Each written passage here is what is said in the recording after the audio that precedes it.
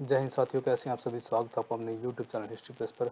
और जैसे कि हमने पहले वीडियो डाली थी जिसके अंदर मैं शब्दावलियों का जिक्र किया था जो मेडिवल इंडिया की है और काफ़ी इंपॉर्टेंट है और बार बार ये आपको ऑप्शंस के अंदर ज़रूर मिलेंगी। आप पिछले एग्ज़ाम अगर चेक करोगे, अगर आपने पढ़ रखे हो अच्छे से, तो मैंने पहले भी आपको बताया है कि ये आपको बार बार पजल करेंगी क्योंकि सेम सी दे देते हैं और हमें इनका जो है अच्छे से मीनिंग पता होना चाहिए। तो 106 मैं करवा चुका हूँ, तो 202 के लगभग मेडिवल की है, काफ़ी इंपॉर्टेंट है, आप सारी करिए। फर्स्ट देखिए, यानी कि 107 नंबर, 106 हम कर चुके हैं, तो 106 107 देखिए। फ़वाजिल क्या है। फ़वाजिल है दोस्तों इक़्तेदारों द्वारा जो सरकारी खजाने में जमा की जाने वाली अतिरिक्त राशि, अतिरिक्त जो राशि है दोस्तों उसको फ़वाजिल बोलते हैं, ये आपको याद रखना है। 108 देखिए, फरमान तुगरी क्या है। वह फरमान क्या है जिस पर सुल्तान की खास मुहर लगी होती थी। और भूमि संबंधी फरमान जो है इसको फरमान तुगरा बोलते हैं। जो भूमि से संबंधित फरमान होंगे उनको फरमान तुगरा बोलेंगे। तो ये दोनों में आपको डिफरेंस याद होना चाहिए, तुगरी और तुगरा में। 109 देखिए, फरमान साबती क्या है। सूबेदार की जो नियुक्ति का संबंधी आदेश पत्र होता था, इसको फरमान साबती बोलते थे। तो इनको आपको डिफरेंस याद रखना है। तो मैंने जो मेन मेन है सारे यहाँ पे डाल दिए हैं। 110 देखिए, फ़िक़ह क्या है। फ़िक़ह दोस्तों क्या होता है, एक वर्ड है, एक टर्म है जो इस्लामी धर्म नीति के ज्ञान को जो है फ़िक़ह कहते हैं। और लखनऊ के अंदर जो है फिरंगी महल जो है मध्यकाल में इसका मेन केंद्र रहा है फ़िक़ह का। फितना देखिए, अरबी भाषा का शब्द जो फितना जो है इसका मूल अर्थ होता है दोस्तों विरोध करना। सर्वप्रथम जो इसका आपको वर्ड का जब भी प्रयोग मिलेगा तो ये आंद्रे विक ने इसका, आंद्रे विक जो है एक इंग्लिश राइटर है, उसने इसका यूज़ किया है। और भारत में मुगल शासन के खिलाफ मराठों का जो विद्रोह है वो फितना के संदर्भ में इन्होंने ही प्रभाषित किया है। जब भी मराठों के बारे में बात होगी कि जो मराठों का जो यानी कि जो मराठों का इन्होंने जिक्र किया है आंद्रे विर्क ने, तो वो मराठों का विद्रोह को फितना के संदर्भ में इन्होंने परिभाषित किया है। फितना वर्ड इन्होंने यूज़ किया है यहाँ पे। 112 देखिए, भंडारवाद क्या है। दक्षिण में प्रचलित जो भूमि जो उत्तर भारत के खालसा भूमि के जैसी थी, उसको जैसे कि उत्तर में खालसा भूमि बोलते थे तो साउथ के अंदर उसको भंडारवाद बोलते थे। तो ये यहाँ पे इंपॉर्टेंट चीज़ है। 114 देखिए दोस्तों, भुआली या दानाबंदी क्या था।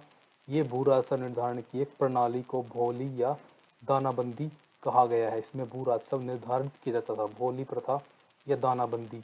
105 देखिए, 115 बिदत क्या है। बिदत होता है दोस्तों धर्म के विरुद्ध आचरण करना। ये इस्लाम के वर्ड है, यानी कि फारसी और अरबी के।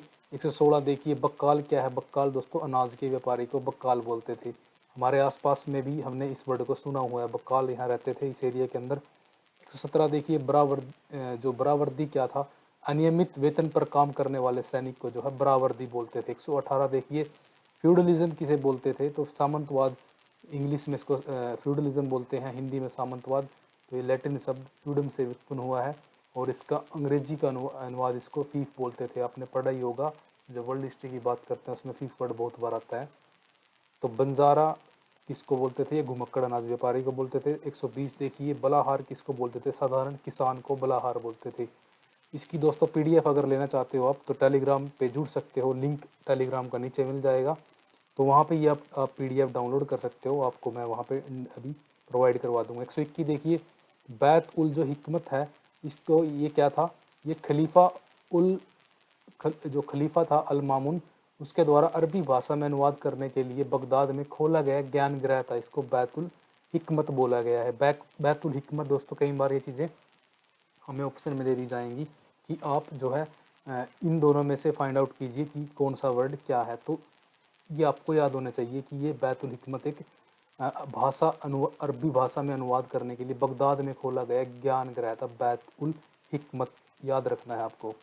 ये दोस्तों क्वेश्चन आ चुका है। बखर क्या है। बखर कई बार आ चुका है। इतिहास जो रचना के वर्णनात्मक साधनों को बखर बोलते हैं। और दोस्तों ये मराठा एरिया के लिए, यानी कि मराठी भाषा में, यानी कि इसका ज़्यादा यूज़ हुआ है। जो वहाँ पे इतिहास लिखा गया है उसको बखर बोला गया है उस एरिया के। 123 देखिए, बरात क्या था। राजकीय आदेश जो मराठा क्षेत्र में प्रचलित थे इनको बरात बोला गया। 125 देखिए, मुकासा क्या था। मराठा प्रशासन में नगद वेतन के बदले दिया जाने वाला भूमि अनुदान मुकासा कहलाता था। मुकासा इंपॉर्टेंट टर्म दोस्तों, मराठा प्रशासन के अंतर्गत जो है नगद वेतन के बदले यानी कि दिया जाने वाला अनुदान मुकासा कहलाता था। यह सैनिक सेवा के बदले जो है राजस्व मुक्त भूमि थी। जैसे ऊपर आपने पढ़ा ही होगा, मनसबदार वगैरह को भी ज़मीन दी जाती थी, तो यहाँ पे साउथ में मुकासा था। मुक्ताई क्या थी 126 देखिए, लगान निर्धारण की मिश्रित प्रणाली। एक मुक्ताई हुई है, एक भोली हुई है, तो अलग अलग आपने नाम सभी के पढ़ रखे होंगे, कनकूत, बटाई, कुछ इस टाइप की कई हैं ये। तो मुक्ताई भी उनमें से एक थी। ये मिश्रित प्रणाली थी लगान निर्धारित करने की। मिश्रित मतलब नकद और जो अनाज दोनों थी इसमें मुक्ताई में। 127 देखिए, मलिक उत तुजार क्या था दोस्तों, ये व्यापारियों का प्रधान जो था, बहमनी राज्य के वजीर महमूद गावा की एक उपाधि थी मलिक उत तुजार। ये कई बार क्वेश्चन पूछा जा चुका है कि मलिक उत तुजार किसकी उपाधि है, तो इसमें आपको बिल्कुल भी डाउट नहीं होना चाहिए। 128 देखिए, महल क्या थी, महल भू राजस्व संग्रहण हेतु निर्मित एक इकाई थी, यानी कि इसको संग्रहण यानी इकट्ठा करने की एक इकाई थी। 128 देखिए, मिंबर क्या था दोस्तों, मिंबर मस्जिद का एक ऊंचा स्थान जहाँ से इमाम जो है प्रवचन देता था। तो कोई एरिया होता है मस्जिद के अंदर जहाँ पे खड़े होकर के इनका इमाम वगैरह क्या होता है प्रवचन देता है, तो उसको ये मिंबर बोलते थे। 129 देखिए, मुजतहिद क्या था, वह व्यक्ति जिसे शरीयत की व्याख्या का अधिकार है उसे मुजतहिद कहा गया है। शरीयत की व्याख्या का अधिकार जिसको हो। 130 देखिए, मुत्सद्दी किसके लिए यूज़ किया जाता था, तो मुत्सद्दी आपको याद रखना है लिपिक के लिए। लिपिक जो यानी कि लिखने वगैरह का कार्य करता था इनके एरिया में। 131 देखिए, मुत्सद्दी क्या था, मुगल अधिकारी जो बंदरगाह का प्रमुख होता था, इसको मुत्सद्दी बोलते थे। 132 देखिए, मुलहिद किसे कहा गया है, विधर्मी को यानी कि मुलहिद कहा गया है, क्योंकि जो विधर्मी व्यक्ति होता था उसको ये मुलहिद नाम से संबोधित करते थे। जैसे दारा शिकोह को औरंगजेब ने मुलहिद कहा था, तो ये आपको याद रखना है कि दारा शिकोह को मुलहिद की उपाधि भी दी गई थी औरंगजेब के द्वारा, क्योंकि इसने धर्म के विरुद्ध कुछ कार्य किए थे और इसको पकड़ लिया जाता है जब ये इनके आपस में युद्ध होता है उत्तराधिकार का। 134 देखिए, मौजा क्या होता है, ग्रामों को मौजा बोलते हैं। 135 देखिए, मुहर्रिर जो है लेखाकार है, यहाँ पे लेखाकार को मुहर्रिर बोलते हैं। 136 देखिए, माल किसे बोलते हैं, यहाँ पे मुगल काल में भू राजस्व से संबंधित शब्दावली को माल यहाँ पे बोलते हैं। इससे आप भली बहुत ही परिचित हो।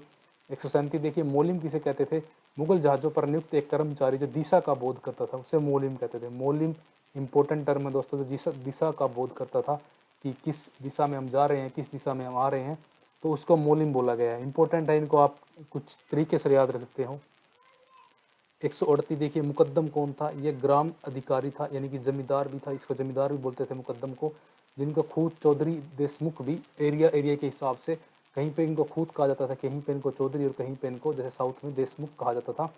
सर्वप्रथम जो है अमीर खुसरो ने जमींदार शब्द का यूज़ किया है, ये भी आपको पता होना चाहिए कि जमींदार वर्ड का जब भी आपको कहीं पे इस टाइप का क्वेश्चन आएगा कि जमींदार वर्ड का यूज़ किसने किया है, तो ये किया है आपके अमीर खुसरो ने।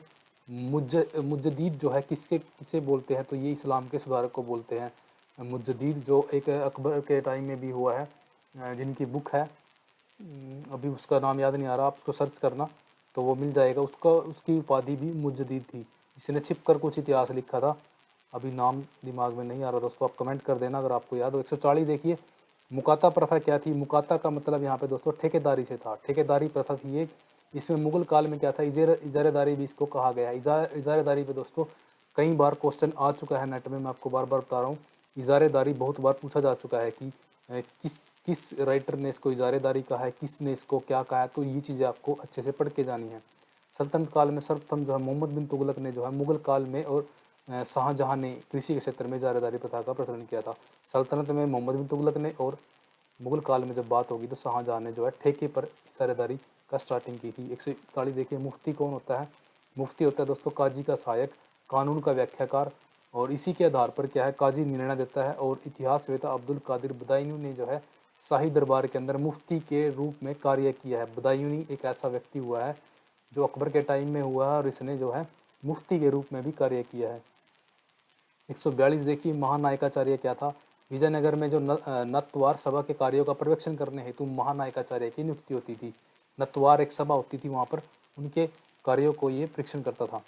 143 देखिए, मूरो किनको बोलते थे, दक्षिण के मुस्लिम व्यापारी जिनको क्या है अरब, खुरासनी, ढक्कनी इनमें शामिल होते थे, यानी कि तीनों इसमें नस्लें थी ये। और इनमें पुर्तगालियों के आगमन से पहले, जब पुर्तगाली नहीं आए थे दोस्तों, उससे पहले मूरो का ही क्या था, दक्षिण भारत के सारे विदेशी जो व्यापार था इनके हाथ में था। मूरो जो थे व्यापार सबसे पहले इनसे पहले करते आए हैं।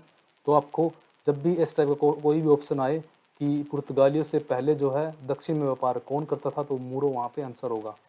144 देखिए मुवालद क्या था। मुवालद दोस्तों अफ्रीकी पिता और भारतीय माता से उत्पन्न संतान को जो है मुवालद बोला गया है। 114 देखिए मुतलबा क्या था। मुतलबा दोस्तों यहाँ पे जागीरदार के प्रति राज्य की वित्तीय मांग, जागीरदार के प्रति राज्य की वित्तीय मांग जो होती थी उसको मुतलबा कहा गया है।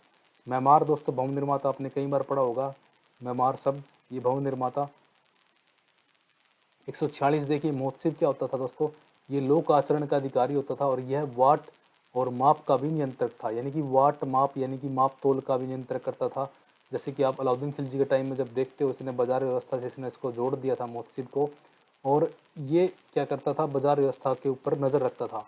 नाप तोल लगा लीजिए आप, हर एक चीज़ पर ये ध्यान रखता था कि बाटों का सही यूज़ हो रहा है या नहीं। शेरशाह ने भी अपने महोत्सव का क्या है वध कर दिया था, ये भी चीज़ आपको यहाँ पे याद होनी चाहिए। एक इंपॉर्टेंट चीज़ है दोस्तों, कई बार चीज़ें पूछी जाती हैं घुमा फिरा कर। तो शेरशाह ने अपने महोत्सव का वध कर दिया था। औरंगजेब ने जो है समरकंद के मुल्ला जो ओजवा जी को अपना प्रथम महोत्सव नियुक्त किया था, ये नाम आपको जरूर याद रखना है दोस्तों। मुल्ला ओजवा जी इसका समरकंद का था और इसको इसने अपना महोत्सव नियुक्त किया था। 147 देखिए दोस्तों मीर ए अदल क्या था। प्रांतीय सदर अनुदानों से संबंधित विवाद का निपटारा करने यह करता था। तो तब इसको क्या कहा जाता था, इसको मीर ए अदल तब इसको बोला जाता था, जब ये प्रांत के अंदर सदर से प्रांतीय सदर अनुदानों से संबंधित जो निपटारे होते थे, यानी कि विवादों का निपटारा होता था, प्रांत से संबंधित जब सदर का को कार्य होता था उसको ये करता था। रैयत हम प्रजा को बोलते थे।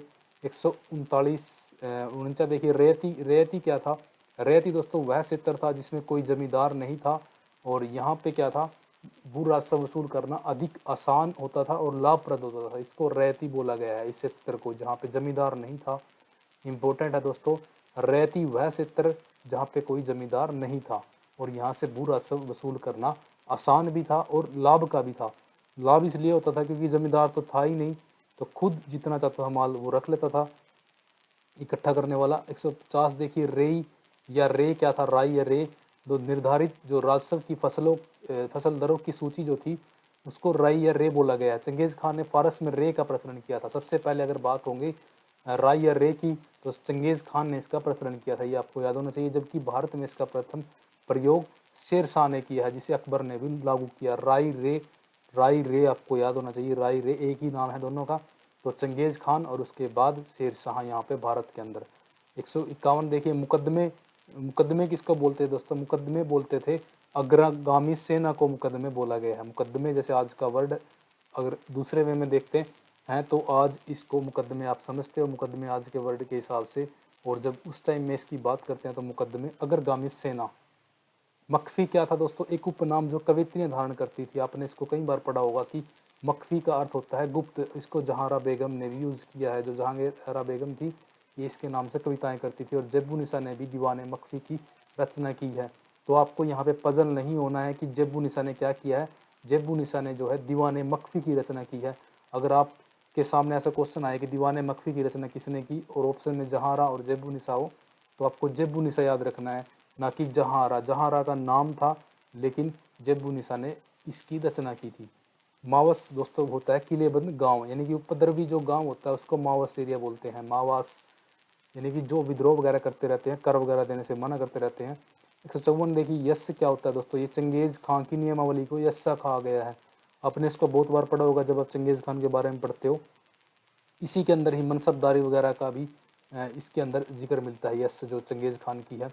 155 देखिए रेख क्या है। रेख दोस्तों राजस्थान में सामंतों से राज्य की मांग का हिसाब जो है, सामंतों से आपको ये याद रखना है, सामंतों से राज्य की मांग का हिसाब रेख कहलाता था। अनुमानित वार्षिक आय के आधार पर इसको किया जाता था।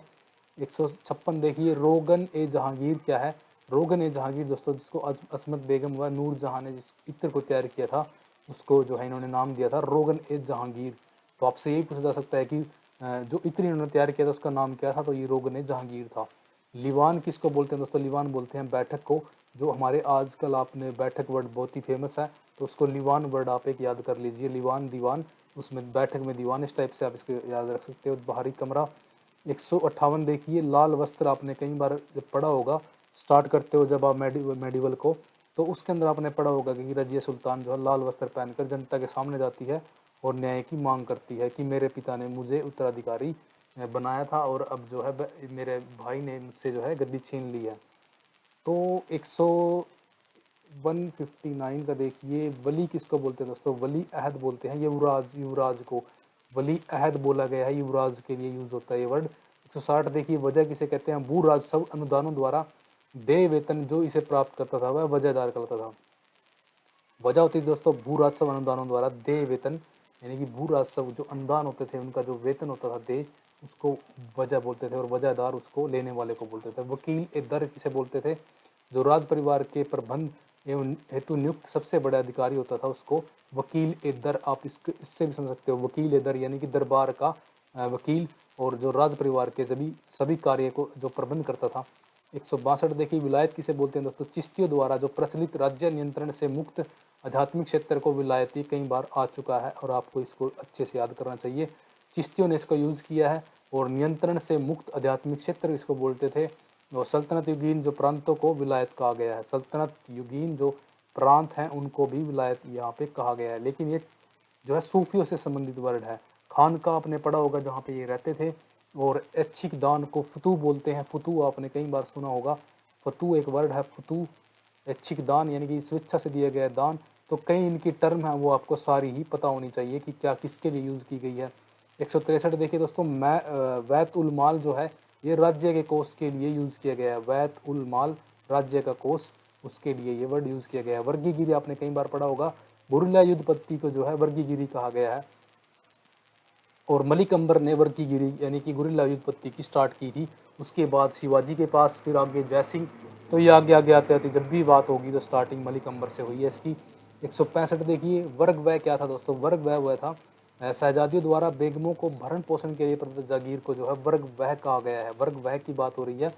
तो मुगल काल में सबसे बड़ा वर्ग व्यय जो है जोधा भाई का था, ये भी आपको याद होना चाहिए। और जहारा बेगम जो है सूरत का वर्ग व्यय प्राप्त करती थी। तो एक ऐसी लेडीज जो संपूर्ण सूरत का यानी कि सूरत की जो आय होती थी, सूरत को बाबुल मक्का भी आपको पता होगा कि यहाँ से जो है मक्का के लिए जहाज रवाना होते थे, तो यहाँ से बहुत बढ़िया व्यापार होता था। तो उस टाइम की जो जहारा के पास वर्ग व्यय थी, ये आपको पता होनी चाहिए। वर्ग व्यय की जिम्मेवारी जो है मीर ए सामा की होती थी। मीर ए सामा एक नया जो यहाँ पे अधिकारी था। 166 देखिए, वजीर ए मुतल्लक जो है इसको सर्वशक्तिमान वजीर भी बोलते थे। वजीर ए मुतल्लक जो सम्राट के हस्तक्षेप के बिना भी कार्य कर सकता था, वजीर ए मुतल्लक। तो दीवान ए सियासत ये मोहम्मद बिन तुगलक से संबंधित है। वसाया देखिए, वसाया दोस्तों वसीयत, वसाया संकलित करना जो है फारस की परंपरा थी, जिसे दिल्ली सल्तनत के अंतर्गत जो है बलबन ने प्रचलित किया था और बर्नी ने इसको संकलित किया था, ये भी आपको याद होना चाहिए।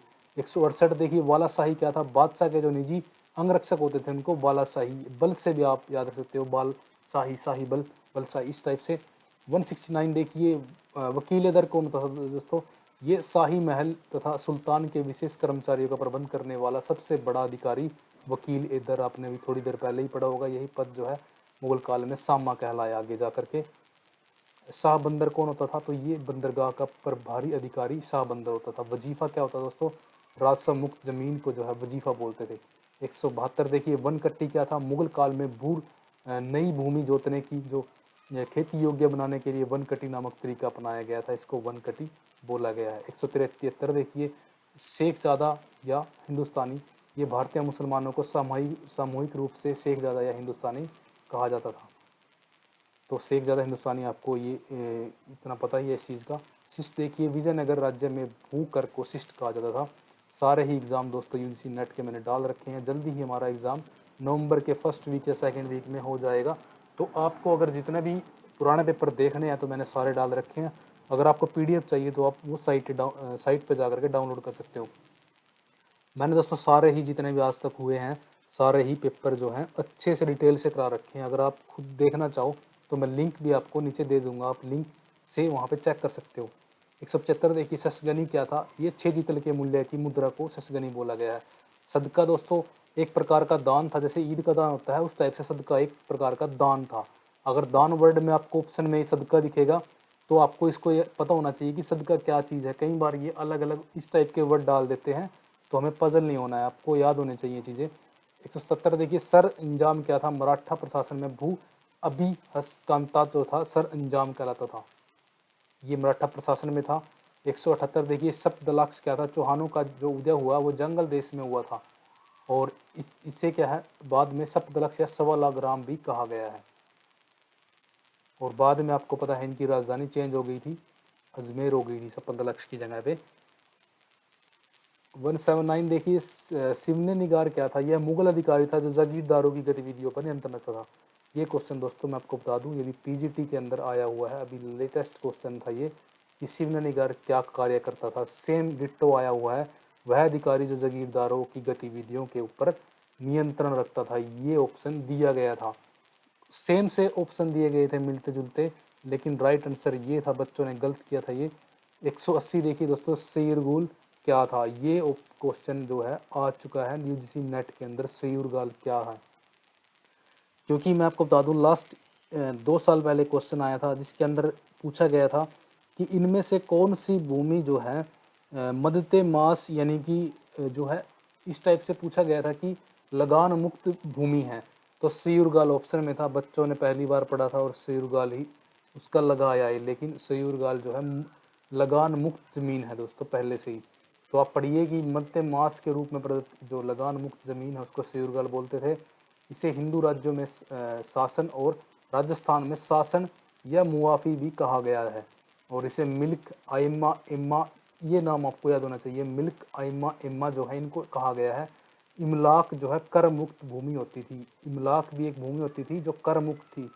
इन सभी का डिफरेंस आपको पता होना चाहिए दोस्तों, किस में क्या डिफरेंस है। 181 देखिए साबित या साबत क्या थी, रक्षा दीवारें, साबित साबत इजी था। 182 देखिए सजावल क्या होता है दोस्तों, सजावल जो होता है भू राजस्व वसूली हेतु भेजे जाने वाले अधिकारी को सजावल बोलते हैं। सजावल सज धज के जाना, भू राजस्व लेने, कुछ इस टाइप से आप इसको याद रखिए। स्तार्थी क्या है, स्तार्थी दोस्तों जमींदार का पर्यायवाची एक वर्ड है। स्वानी क्या है, स्वानी जो है गुप्तचर है, स्वानी आप किसी लड़की के नाम से भी याद रख सकते हो कि स्वानी जो है गुप्तचर का कार्य करती है, इस टाइप से। 184 देखिए समयाचार्य क्या है, समयाचार्य विजयनगर राज्य में न्यायाधीशों को जो है समयाचार्य बोला गया है, विजयनगर के अंदर समयाचार्य न्यायाधीश। 185 देखिए सदर ए जहार क्या है, राष्ट्र ए जहां जो है ये बहमनी प्रशासन का वह अधिकारी था जो धार्मिक और न्यायिक कार्यों को संपन्न करता था। 186 देखिए सदा क्या था, मंगोल सेना में ऐसे व्यक्ति जिनके अधीन जो है 6 सैनिक होते थे और वह सदा कहलाई, लेकिन दिल्ली सल्तनत में इसका 100 ग्रामों के स्वामी से है। सदा दोनों अलग अलग चीजें हैं, और 100 सैनिकों को भी सदा बोलते थे जिसके अधीन होते थे, और 100 ग्रामों के स्वामी को जो है दिल्ली सल्तनत में सदा बोलते थे। सायर वर्ड आया है जिहाद, जो भू राजस्व के अतिरिक्त राज्य द्वारा लगाए गए उपकर को सायर बोलते थे। सावल क्या है, जहांगीर के द्वारा चलाया गया एक सिक्का था या रुपया, इसको बोल समझ सकते हो आप। 189 देखिए साहिब तोजी क्या था, सैनिकों की आय व्यय का जो लेखा जोखा रखता था उसको साहिब तोजी बोलते थे। 190 देखिए सीर क्या थी, जमीन की उपज में साझेदारी वाजिब किया गया। ये दोस्तों आप आजकल भी आपने सुना होगा कि हमने सीरी रखा या सीर रखा, तो आप नौकर को भी सीर उस टाइम पे बोलते थे, जैसे आज के समय में नौकर को सीरी भी बोलते हैं। तो साझेदारी भी करना इस टाइप से भी याद रख सकते हो। 191 देखिए हरम, हरम दोस्तों यह फारसी भाषा से निकला है जिसका तात्पर्य क्या होता है, पवित्र स्थान। और यह राजमहल का वह वर्जित स्थान है जहाँ पर स्त्री रहती है, और हिंदू महलों में इसको अंतपुर वर्ड इसको यूज करते हैं इसके लिए। हासिल क्या होता है, भूमि से एकत्रित वास्तविक राजस्व को हासिल बोलते हैं। हश्म क्लब सुल्तान की स्थायी सेना जो दिल्ली यानी कि राजधानी में रहती है उसको हश्म क्लब बोलते हैं। हश्म क्लब केंद्रीय सेना, आप यदि इसको कह सकते हैं कि इसको केंद्रीय सेना बोलते हैं। जब भी केंद्रीय सेना लिखा है केंद्रीय सेना हश्म क्लब को बोलते हैं। हश्म तरफ दोनों सेम है बिल्कुल, क्लब और तरफ, तरफ प्रांतों में रहने वाली सेना को बोलते हैं।